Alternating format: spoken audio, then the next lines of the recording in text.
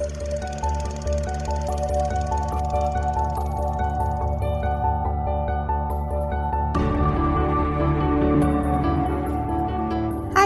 I'm Sophie.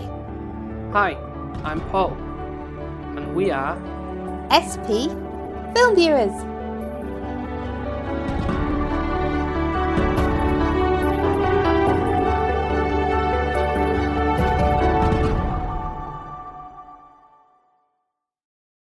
So it seems I've gone against what I initially planned for this trilogy, in that we were going to space it out more equally throughout the year, but it seemed like a lot of people were interested in knowing what we thought about the following Before Sunrise. So I thought, well, maybe we'll just do it every other week to see what we get from these other two films.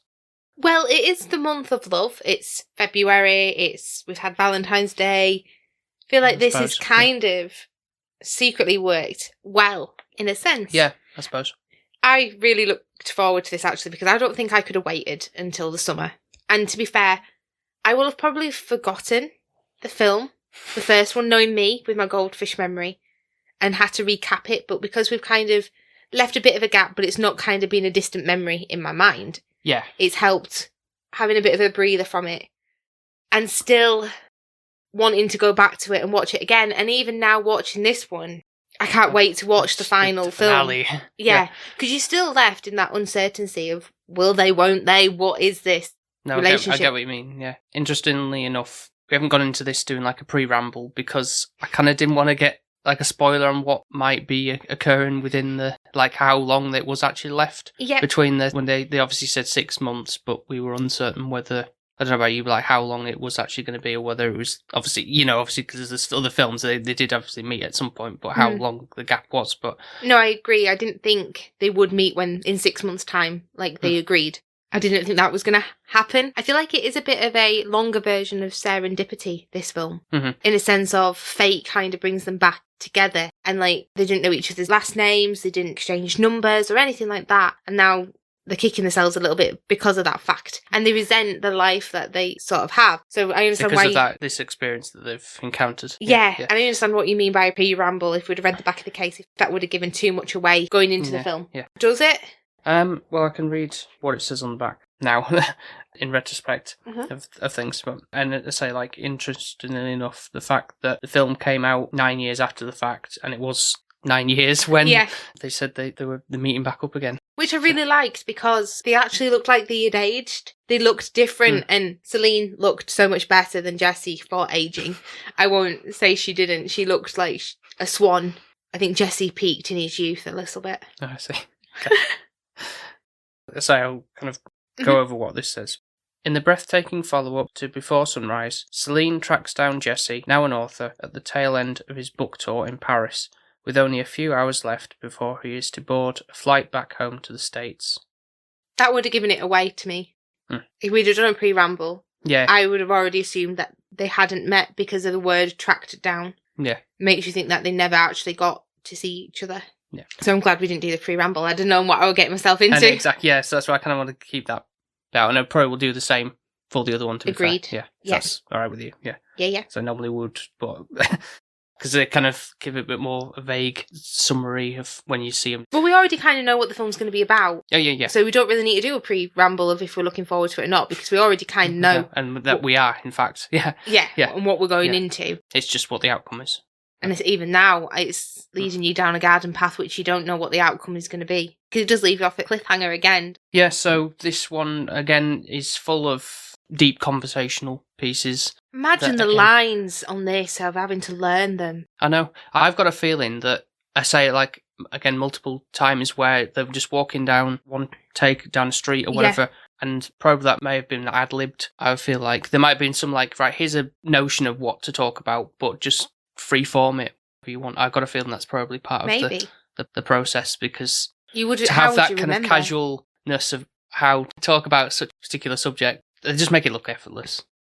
They do. It makes you feel like you are actually just watching somebody, not actually acting, but like just a couple are being videoed somewhere and they don't realise there's cameras on them or something. That's what it feels like. It's quite a sad one, though, this is, to be honest. And also quite a short one. Yeah. But I almost feel like the fact that it is quite short, it feels like it almost is in real time, if that makes sense, because it's almost like from the moment she's there at the bookstore where he's doing these sign-in for his new book, and it's like, right, let's go and grab a coffee. They're in there for a little while, and it's like, right, walk out the street, go down through a park or whatever, get on a boat, go to an apartment, and then that's kind of like, that's all seems to take place within this, whatever is the length of time. Couple of hours, yeah. An hour and 20 minutes, so. I don't think you do all that in an hour and 20 minutes, but I know what you're meaning. To an extent, yeah. Yeah. It feels like that could be like 3 hours of your day or something, basically. Like they've only had a short blip of time together. Yeah, and it's almost like picking up where they left off, essentially. It feels like old friends, but you feel so comfortable in that, you only saw them yesterday, almost. Yeah. And it's only them special people, like certain people that have that kind of special quality about them. Like you might meet somebody from way back in school and be like, oh, how you doing? Yeah, right, yeah. You do your pleasantries. And then that's about it, really, isn't it? Yeah. Whereas if you can just talk to somebody and pick off from where you left off like 2 years ago, then it shows that person is a true friend. So let's just kind of delve into the fact that Jesse is now an author. He's got a book that's been quite successful, which is called This Time, which is referring back to the time of him and Celine when they were like in their early 20s. They never met one another 6 months down the line.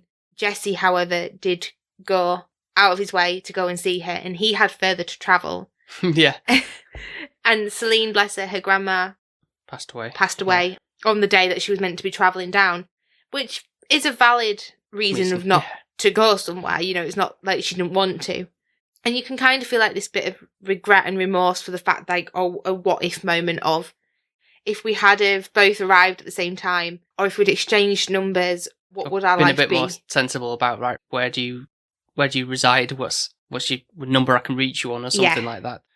It might not have been just like so wild and carefree about the situation. And I think that shows with age, because obviously we're in our 30s now, and I definitely feel the way that Celine feels. Like in my 20s, I was so gullible, I was so innocent, and I know I still got a little bit of innocence in me. I'm not completely, but when you first met me, I would believe anything anyone would say, and I'd trust anybody until they gave me a reason not to. I would give them everything of myself, basically. I'd give somebody my last penny. Like, I'd put them before me because I was that naive. And when you get to your 30s, you become a bit more cynical. You become a bit like life has thrown you a lot of crap. You get to a point of where you can filter things and you can judge things a little bit and know the situation. What you really like, you'd hope. Yeah. And what, like, you notice your time is more finite, I suppose. It's like, right, okay, I've got to make the most of what time I have left in my life, do something. Not that we're going to be dying, when we're in his 30s. Hopefully not. No, touch wood. But it's more of you value your time, and you know that work takes up a hell of a lot of your time.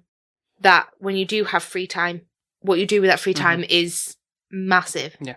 So, like, in Celine's case, it's like she wants to do something to help the environment, so she's with Greenpeace. Yeah. To feel like help better herself, really, and maybe because like she can't help herself in like with relationships and stuff. It seems the case she's not found anybody quite like Jesse. It's kind of like, right, dedicate my time and efforts into making everyone else's lives a bit better. I think that's kind of a good way of looking at how that comes about. She's always been that kind of person that wants to do good and always kind of pointing out the wrong, even at a young age. So I think the job that she's in definitely is giving her fulfillment and a purpose, which helps her. She was in politics for a little bit, and I can imagine she'd been quite good at that, but because she's quite outspoken about topics, I think she could get herself into a lot of bother as well, because she's so opinionated and passionate about them. And I think just, yet again, Celine as a character within this, she's just such a raw, beautiful person. Even like when she's in the cafe and she's smoking, somehow she looks glamorous. Huh? Yeah. It's like, I don't know if I'd look glamorous it's smoking. The French lady stereotype almost, like. I think it is. Yeah. Like Jesse didn't look as good though, did he? No, I guess not. A woman smoking seems to be sexualised more. Woman holding anything could be sexualised. Holding a burger or anything could be sexualised if you put your mind to it. We're just reaping sex appeal, that's what it is. Yeah. But no, I do think she's more of the lovable character yet again throughout this film. Like, she was kind of walking down going, oh, I wasn't able to make it, and telling Jessie why she didn't turn up and everything. And then he said he didn't turn up because obviously he was being the typical bloke, kind of trying to save face. Yeah. And then she was like, but why didn't you show up? And she was like, if I could have showed up, I would have shown up. And I'd have been there, kind of guilting him to being, yes. Okay, I did actually. It makes him look like he's kind of pathetic or, like, wounded animal in a sense. Yeah. I don't know. He seems to be more het up about it. And he's definitely, especially more the back end when he's like, oh, what if your grandma had died like a week before or a week after? Then it almost like that wouldn't have happened. Our lives would have been so much easier, or we would have been together possibly. And it's like, you can't put that pressure on somebody. What happened, and it's almost like he's kind of being a little bit of a dick about it, in a sense. I can sort of get his frustration, but it's like, just keep it to yourself, maybe. Yeah. I can kind of relate with him. I'm going to kind of put a spanner in the work and go, to be fair, it is all his fault. Because he was the one who spoke to her. He was the one who said, let's get off and go together. I don't want to be that guy that you then think of what if moment. Mm-hmm.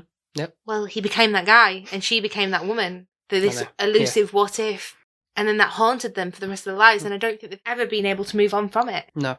I think it's definitely more her that seems to be having relationship woes. That seemed more apparent when she was describing. I think so, but I think women are... Once they know they've found something, we won't settle for second best, which a man will. And I think that's the issue. The woman will strive for what she knows is right, whereas Jesse's married and he's not happy. No, he's not. He kind of did it because she got caught pregnant at that point. I guess it's the right thing to do. I guess I've got to marry her now. Everything. But he still wants to do right by his son and everything, which is nice. He's not like I'll just not spend any time with him and like, oh, you're a mistake. No, he loves his son, doesn't he? Yeah, because I think it's stemming from his own parents and like don't want that broken home aspect and everything. But I think with Celine as well, she's like, well, you're married, you're off the books, and I'm not going near you, kind of thing. Yeah, when we were watching it initially, especially when we were in the cafe, and you kind of pointed out like a first flash moment of like seeing the ring on his finger, like, oh, he's married, and like, oh, right, okay. I didn't quite see that. I was, like, again, looking for that thing where his hand came into shot with he had the ring. It's like, when's that going to get brought up? It eventually does, but... Well, I was checking them for Celine, like, seeing when she was because I was talking. waiting for her to say something at that point, like... Yeah, like oh, you're married. So you're married. But she said something like, oh, she read it in an article or something. Or unless it was on the back of the sleeve of the book. No, maybe. I think it must have been, like, an article that was about his book and about his life and making it sound like, oh, he's an upcoming author who's married and got a kid and... Yeah. His life sounded so perfect, basically, when she read it. Yeah. It just shows, doesn't it, like on Instagram, you can look like you're having a fab time and everything's all hunky-dory and life's brilliant and peaches, but actually you don't really know what's going on behind closed doors. No. I don't really know how the ending's going to depict with this, because it's like, I think they both are yearning for one another. I do get that, and I get the fact that they regret not seeing each other and not passing numbers and being able to communicate. But then she's kind of pushing him away, saying, you were the one who made me romanticize love. Yes. And then I could never find anything like that again. And I've become cynical and bitter and a bit twisted because of that night. So I think she kind of wants to forget the night and put it in a box and wish it never happened. Whereas Jesse's the opposite. He remembers that night all the time and just wishes he could have been with her. And I don't know if it's actually love or lust at this stage from Jesse. It almost feels like it is lust, because he keeps bringing up the fact that, like, oh, you know, if we were just together, in between stuff, we'd just be having, like, romper sex or whatever and all that kind of stuff on it. He kind of looks at it as if, like, he's wanting to lean in and kiss her and everything. It's like, I was waiting for that to occur throughout the film, but it doesn't. But which is nice, actually, because I think she would push him away. Because she's a strong-willed woman and I think she's got morals.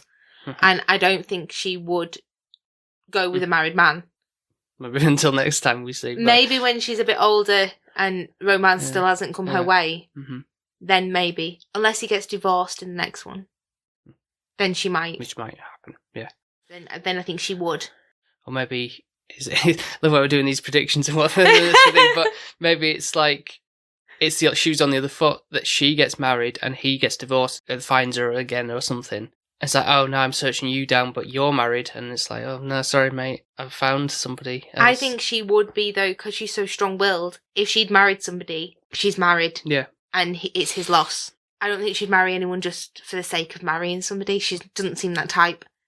If she's in her 30s now, if she's not married, then she's waiting for the right one. Some of the topics they bring up as well when they're obviously having the coffee and just walking around, whatever. Jesse says, like, how he's older, his problems deepen, but he can handle them better as opposed to when he was a lot younger.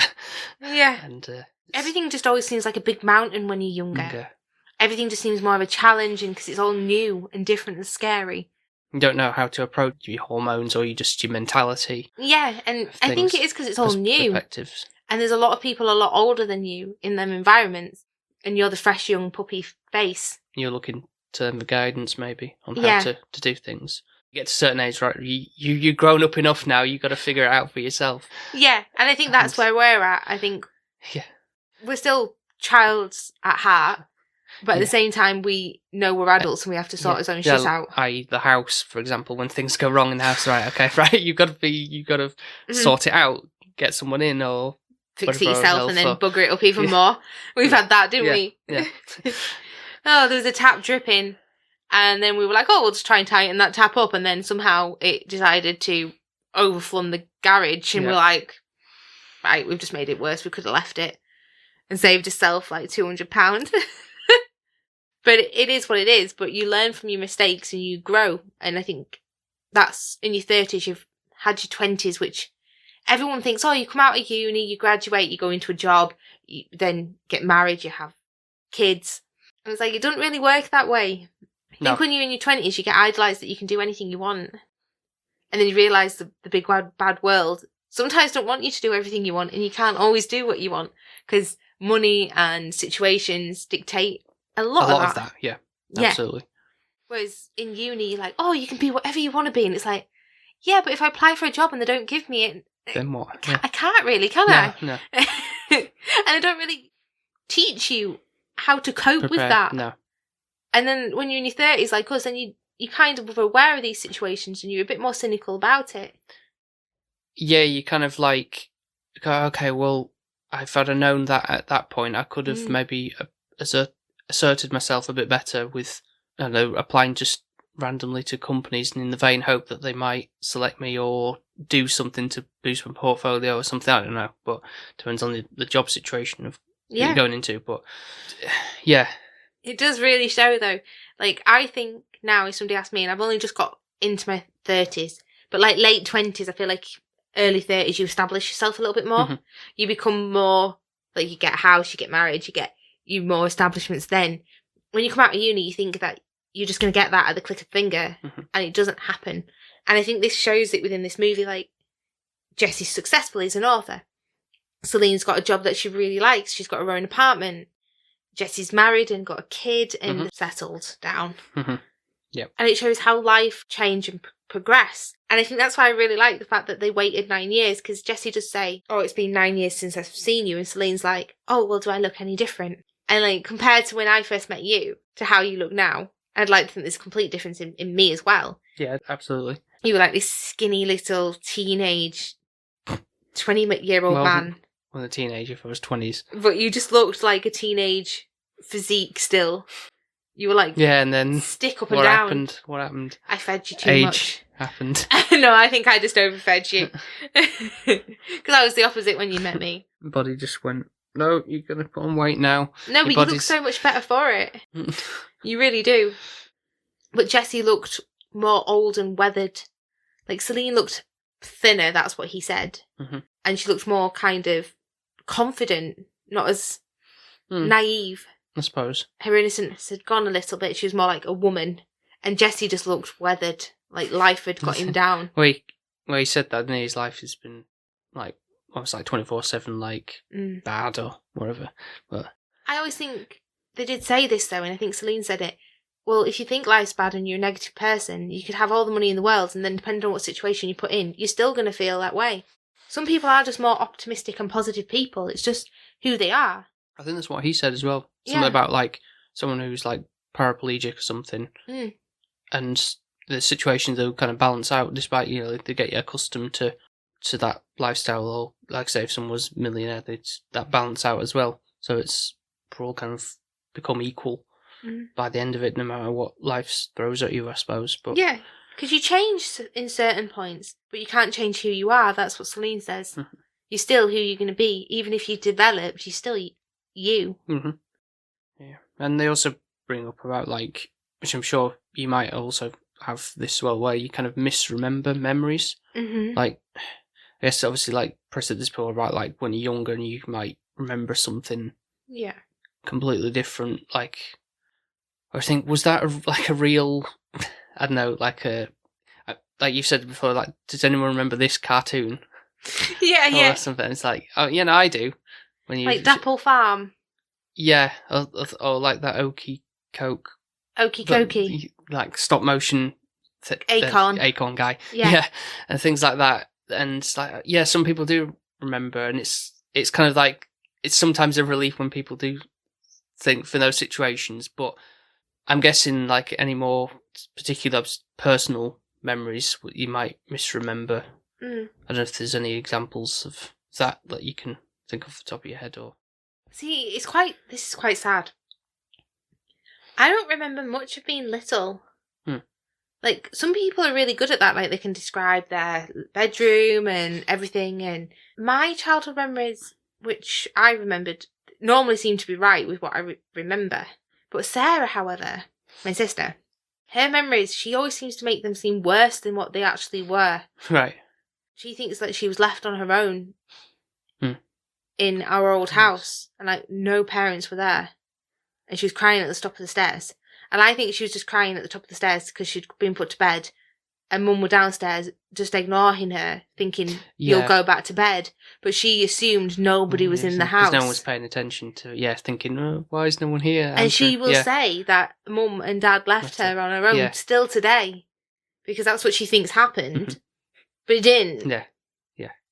So it does show... misconstrued, in that way, But in her head, she was left on her own. They weren't there. Because they didn't, it was like, if we be quiet, she'll go back to bed. There's another line where it says, life's hard. It's supposed to be. If we didn't suffer, we don't grow. So that's another aspect of it, where if life was just so damn easy and everything... You wouldn't learn anything at all, would you? Yeah. You wouldn't be you. You have to make those mistakes sometimes to better yourself. It's just how it is. Yeah, 100%. Yeah.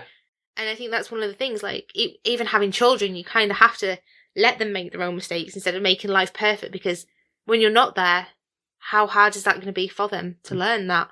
Better to learn it at a younger age and realise life's hard. Yeah, and then go, like, do you see what went wrong there? Or help them. Obviously, there's certain things you can't afford for them to make, like, setting the hand on fire, or put your hand on over the stove, or whatever, that kind of stuff. But like in relationships and such like that, I know it sounds awful. Like, let's say if we have a child and they have a boyfriend you don't like, you can kind of guide them and develop them to say, is he really right for you, kind of thing. But at the same time, you don't want to do that, because my mum's mum said to her that marrying my dad, she'd have no money, and that he wasn't the right fit for her. And that made Mum go the opposite way, of going, I'll show that he is. Now they're divorced and they're not together. And Mum agrees that her mum was right. But the way that her mum handled it was too abrupt to make somebody go the opposite way. Mum needed to learn it for herself, which is never easy when you're a parent, I can imagine. No, you only want to try and do what's right for them. But... So there was an aspect when she actually was in America. Yes, she did. So that's kind of like a bit of a whoa moment for him. It's like, what the hell? Like, you were there this whole time and you didn't meet you, didn't make an effort. But... I do think, well, how was she meant to? Like, she only had a first name. What could she have done? Like, yeah, it's not exactly like look through the telephone book or whatever. How did she even know he was still there? Like, he could have moved. He could have gone to France and been, like, trying to find her while she's in America. It's a big world. She didn't know that. And I think she went to try and find him, probably. But they never stumbled into one another. Yeah, just like he wrote the book to find, again, like almost like a rom-com scenario type of thing. Imagine though if it's his wife, like his wife's reading this book that's about a woman. Does his wife know about the situation? He must do, but unless she's very like forgiving about like how that experience is or whatever, or she's just really gullible. I don't know. And it's just plucked out of thin air almost. Like, how do you come up with this? But I feel like though with that, if you're thinking it's being plucked up out of thin air, I don't think that's probably what she thinks. She can't think her husband's that romantic that he's written a story about a French girl that. It must be relatable, and every couple goes through that situation of how many people have you slept with, have you had any one night stands, them kind of questions. And I feel like Jessie would be the type to admit that. Yeah, and she's not got any worries about it. It's just something that happened. But for her I don't know, because like they say that they don't seem to be a couple anymore, and they're just in it for the kid, aren't they? Either way. So maybe she knows deep down that Jessie's. Or maybe that's just him saying that. He just might feel empty inside. She might still be seemingly happy with the relationship, and he's kind of just putting on a brave face for the kid. Sad though, so many couples stay together just because of children, and you know the funny thing is, the children don't want you to. Yeah. Because it makes them miserable at home. Like you said, there was no laughter, and Celine was like, can't believe, like even my parents used to argue, but after they argued, they'd laugh. Laugh about it, yeah. Again, just showing how different it is from both their sides of growing up and how their experiences are with parenthood. And well, I guess that's like me and you, really. Yeah. You're more Celine because her parents are still together, and I'm more Jessie from a divorced, broken background. Yeah. But that doesn't mean I'm cynical. No, of course not. I think if anything, I'm more open to wanting to make it work because they didn't have that. I'm not saying we're just forcing this. No, but I mean, if we did get to a point of where it was tepid water kind of thing, I'd want to fight for it. I wouldn't want to just throw it down the drain. Oh, right. If that makes sense. I wouldn't be like, I'm calling it quits because I know how that feels. Mm-hmm. First hand. Yeah. Well, when they're in the cab, and obviously she's going about the romanticism of the hard to engage with relationships and everything. She has a proper little mini meltdown. Yeah. But I kind of feel that he's almost, it looks like he's got like tears in his eyes as he's like explaining this dream he's had of like her like with a kid and being his wife or something, and then waking up it's like, oh no, it's actually my wife kind of thing. It's almost like he's really wanting to fight for this because he's all that time he went there 6 months later, he didn't get his chance to meet her, and it's like something time's lost, and it's like it's a bit of a funny situation because of how they were so young, and a part of me just thinks, is he romanticising it as a what if moment? And like she said, we could have dated and we might not have even worked. Like, you don't know this, you're thinking of all this just from one night we spent together. He hasn't seen all her moods, he hasn't seen all her emotions. No. He doesn't really know her that well. Like, to be able to... And as I say, 9 years can definitely change to change a person. But if they only spent a night, like a full day and a night together, anyone can be on the best form for a full day and a night. I know, you got to see them test the waters for a lot longer to know if you want to spend the rest of your lives with them. Yeah. 100%. But I do feel for Celine more in this. I feel like she's had it a little bit harder, and Jessie's kind of woes me a little bit more as a pathetic kind of character. Like, oh, well, you got married. Like, it's like, oh, I thought I saw you on the day of my wedding. It's like, well, if you were still thinking of her... You're thinking, yeah. Of the day of your wedding to your soon-to-be wife, then clearly you shouldn't be getting married. I know you've knocked her up, but still, do the woman a favour. Yeah, and I don't know how he'd pose that. Sorry, I can't marry you because I think about this one time. Oh, that one that you wrote in the book, or you've written down. It took you how many years to write it, but on these pages. I just feel like I couldn't handle that. Like, if that was something that you had, if you had a what if moment, and this girl was always looming behind you, then it's like, how can I even be in your future? I know, it seems strange to think that to hold on to something like that, what if, like, what are you to do with that information if you can't really do anything with it? It's just it's happened, it's in the past, kind of move on. Yeah. I think Celine actually does say that the past is in the past, it wasn't meant to be. that's the way things are. And Jesse's like, oh no, it might have been different. And it's like, no, I do believe in fate, and I think things happen for a reason. People come into your life and they give you loads of brilliant lessons, and you learn from them. And once you've learned everything, that's when you kind of, your time with that person then moves on. Yep. And that's how people drift apart, and then you get close to somebody else. And then there's some people that you just keep, like, and they are meant to be part of your life. Like, you've got a lot of school friends and you've kept them.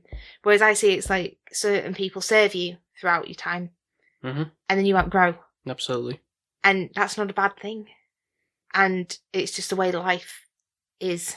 And I think everything happens for a reason. I'm thinking it's kind of just, I mean, this story for them is kind of written as it stands anyway. Like, it's not meant to be, but it kind of is, because that's why this is like a trilogy of how their relationship is going through peaks and valleys.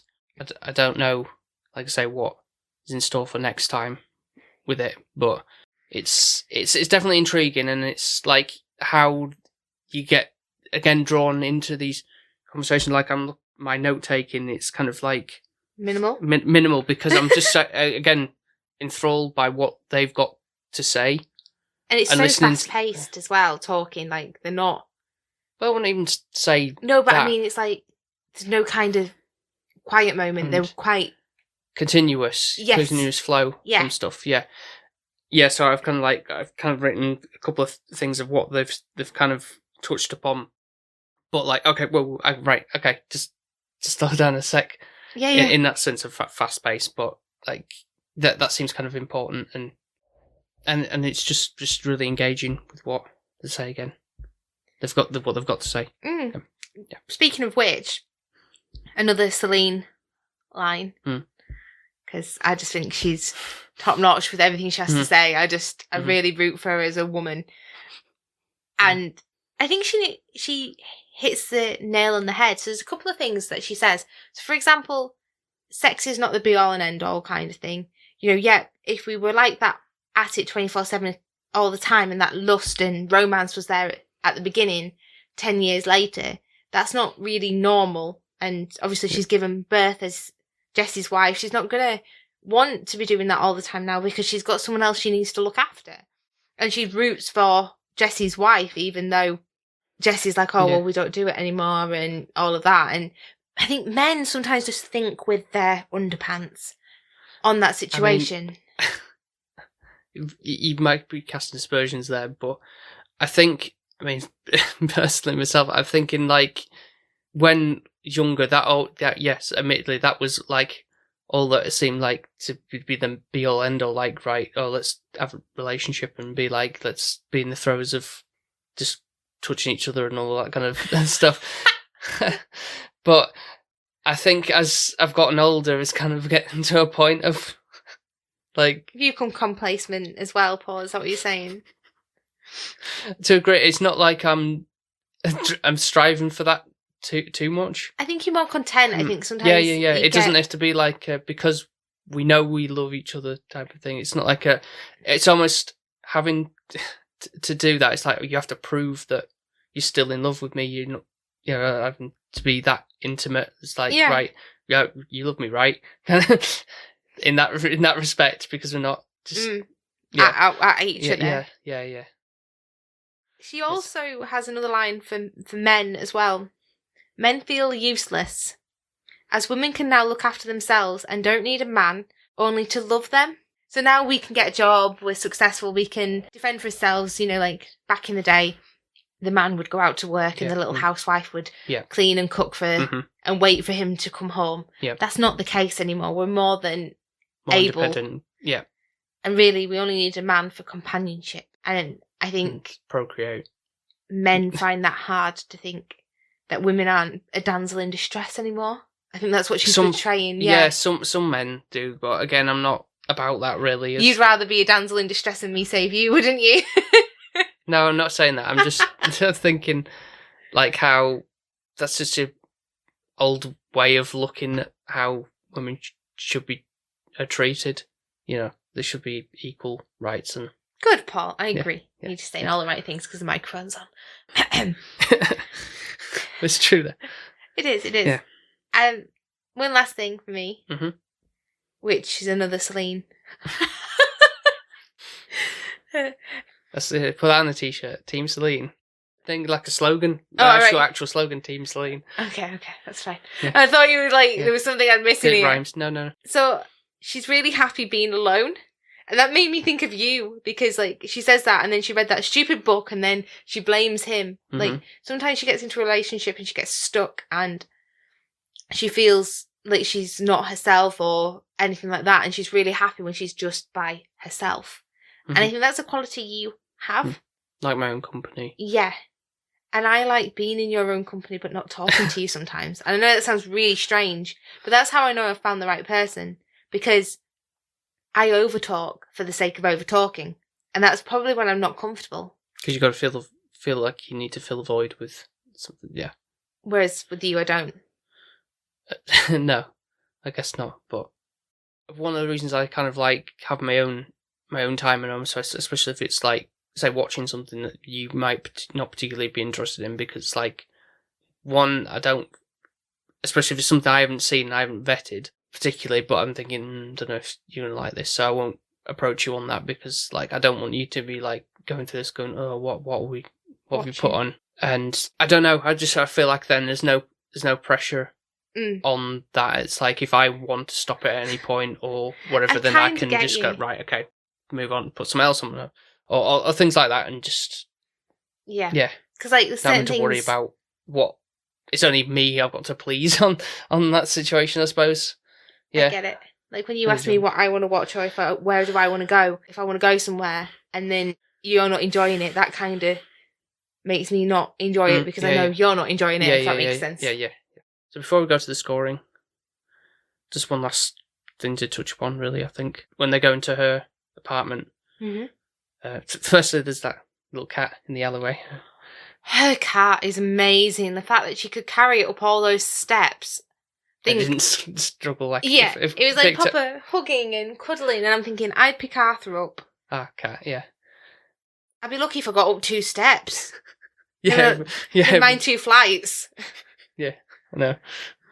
Put me down. Yeah. I'd be scrocked to death. Yeah. So I've got to pick you up and carry you up those stairs again. I'd just leave him. Yeah.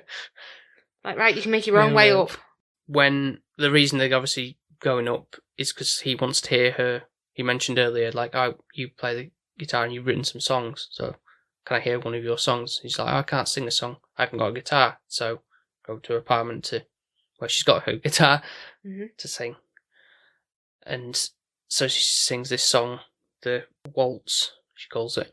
Sounds like a waltz song, like you would waltz to it, but also her voice is very French when she sings. It's quite nice, isn't it? Yeah, but it's sung in English. But but it's like that husky waltz when she says it. Yeah, and so it seems like drops his name in there. It's like, well, yeah, it's clearly about me. Well, it kind of indicates that anyways, anyway, doesn't it? Yeah, just a rhyme. What kind of struck me about that particularly, I only saw it the other week, but I don't think there was much in terms of like a soundtrack in the first film either, but I don't recall anything in this one, like, you know, like normally that incidental music, you know, like you would have in like Serendipity or Love Actually or whatever. And it's almost like, right, this is this moment evokes the feeling of like, there's something here and all that kind of stuff. It's like, it's real life. You don't have, there's no background music to indicate, right, this is where something magical is going to happen, or there's this sad feeling that's coming over you or anything like that. So I kind of appreciate that in the way.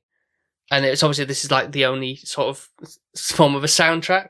Or form of a song, yeah. Except for the very end when she's dancing to Nina Simone on a CD or whatever, with a little boogie when she's talking about seeing her alive and like, oh, hey, how you doing, babe? Yeah. And go back to the piano and he's like looking at her. It makes you think after this because she's like, you're going to miss your plane, babe. Yeah. And he's like, yeah, I know. Yeah, no. And then it fades out then. It's like, okay, right. So where does that leave? Will it continue from that moment? Or is it just... I want to feel like it logically would. Cause I don't think it will. But then it might be just like kind of randomly like, okay, what where are they now kind of thing. I think it'll be... Or maybe just from that point and then it'll go like 3 months later. I don't know. I think it'll recap at some point where they go, however they meet again, they'll go back to that night. For that day, the day. And they they'll be spent talking there, about in it Paris, and you'll kind of learn about that. I kind of, maybe similarly like how the start of the film where he's describing his book and it kind of flashes back to those moments where, from the first film where, they met on the train. He could write another book. I think Jesse really wants to sleep with her. Like, there's sexual tension there from him. And I'm like, I just hope Celine's the better woman and goes, no, you're married. I'm sorry. Until you're divorced or whatever. I'm not really just going to lay around with you. Okay, so should we go into the scoring? Yes, you first. Oh, is it going to be another 10? No, not this time. Only because it's like the opposite of you on like the score you gave the first film, where it's like, okay, I've got this bit of more information of how things have gone, but I need to know what the final outcome is to get a true indication of everything, really. Yeah. Like I said from the first one, that was almost like how his book is, because it's like a open-ended, like what happens then. Obviously there's 2 follow-ups, but as a standalone, that could be a standalone film and it's like make up your own mind about what happens, really. So that's why I gave that such a high score for that. And I feel like this one probably isn't, you need the beginning really for the middle. Yeah. So yes, just very, very much enjoyable. As I say, like drawn into what they had to say and just how they were, how they'd matured in a sense, was a strong main probably because obviously there's a lot more of the nuances of like, oh, this is exciting relationship type of aspect to it. Wasn't this romantic, is what you're saying? It was sort of more serious, but like you say, you had to rely on what the first film had to offer. And with it being such a short, brief runtime, I guess. But it was not so that was like, oh, it was rubbish because of that or anything. But I think 9's still a good score to give it for what it was. But I agree with you. I'm going to 9 as well. Okay. I'm going to be going 9 all the way through, which will probably make it a 10 throughout by the time I'm done, depending on how. First one still sits at 9 then, is that what you're saying? I think probably it will all come as a 10. The first one will probably become a 10. Okay. And all of it together will be a 10 by the time that we're done. Well, I've got a feeling it won't become, it was 5. No, because... I hope not. I think it will be outright a 10. Okay. I really enjoyed this one though, being able to relate a lot more to it. Okay. As we're more present within this age range, yeah. that we're in. And I feel like we're in a really good kind of time of our peak, really, at the moment. It'll be interesting to see how old they are again, and also leaving it unknown again to the viewer of, well, do they sleep with each other and then he catches his plane and do they never see each other? Probably exchange numbers. I can imagine that. This time, more sensible. Yeah, because they've even both said they regretted doing that. Right. But then is it that they actually continue a relationship or is it a friendship? 60 years old, then they get together. Look at the cover of the thing. I don't think they're 60 years old. Oh, let me look at the cover. So it was 2013 and... Maybe in the 40s then. There you go. I'm not going to read the back. But look, you can see on the... They're not grey-haired, are they? Yeah. Okay. You never know. And you're thinking, it's like, great, you've had your 20s, 30s, this is probably going to be 40s. Right. Going on 50, maybe, I don't know. Yeah. But... we don't know how that feels yet to be there. No, maybe more maybe bitter it's like, and twisted. See, reflection of what's to come. Don't know if I want to know. But I do want to know how this ends. So yeah, I agree. I'd watch it now, just to know. That's how eager I am. So I have to break up, though. That's the format. I can still watch it, though. Just the listeners won't get to hear it until 2 weeks' time. Doesn't mean I have to wait. I guess. Showing behind the curtain here. Well, no, because normally we watch it, don't we? Like the week of, and then it airs. Weekend. Yeah, I know. But incidentally, one of the things that can change is you, the listeners, to join the Patreon. Why can that change? I mean, they can do it. Yeah, change how many we have is what I mean. Oh, I see. Come join the family. Yeah. Get to vote, and you still get more say than I do. So, but actually, to be fair, the patrons did really well this week. Thank you for your pick. I approve. So those patrons are Mark from 100 Things I Learned from Film. Yay! Ben from Film Vloggers. And Fiona. Don't miss Fiona out. I know she doesn't pay you £1, but still, they're a couple. I know. They come as one. And they did let us go to a wonderful afternoon tea. I mean, it was amazing. So thank you guys. I really enjoyed that. And the podcast's brilliant as well. Sorry. Yeah, because it's about that, isn't it? Not afternoon tea. Our friend Jones, who is at Weight Loss Jonesy on Instagram. Yeah. Anything to do with these miniature figure things that he paints. Warhammer. Is that what it's called? Yeah. I know he's going to absolutely slate me now for that. He's like, but also is on a weight loss journey himself as well, which me and Paul are trying to be jumping on that bandwagon.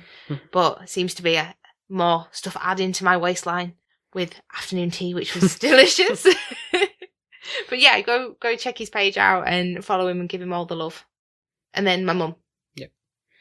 Who actually picked this film as well and hasn't seen it and keeps asking us what we're watching and what it's about. So she's really interested, bless her, isn't she? I feel like it might be something that she can go back to. We're opening her mind of film as well, because obviously hers is a lot more closed compared to mine. So we watched The Menu the other day, which she was really intrigued by. Mm-hmm. You are encouraging everybody around you to watch films and critique them. Yeah, I guess so. It's just things that kind of what the people in the community seem to find interest in. So by proxy, makes me interested to see what it's about. Like a little sheep following everybody. No, you normally can't say all the films you like are great. No, I can't. I know there's something. Yeah. But majority are solid.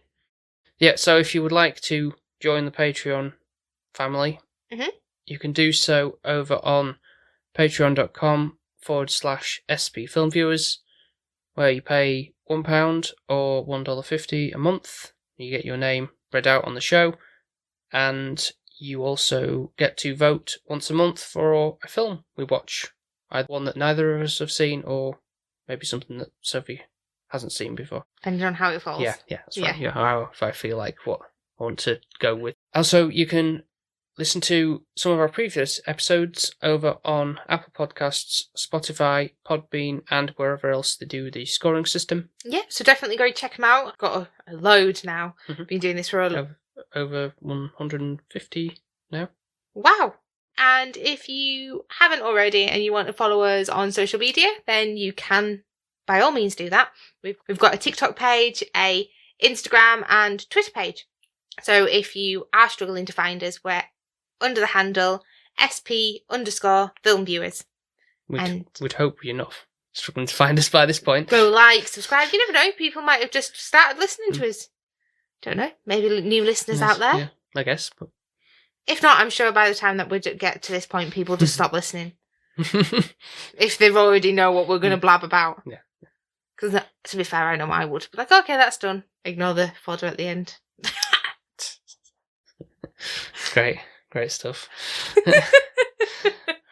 Right, well, we'll be back in 2 weeks' time to conclude the finale, but we will speak to you next time for what Sophie's hasn't seen before. We will, I don't have a clue what it is like. Yeah, but we'll be back next week to watch what I haven't seen, which Paul never tells me.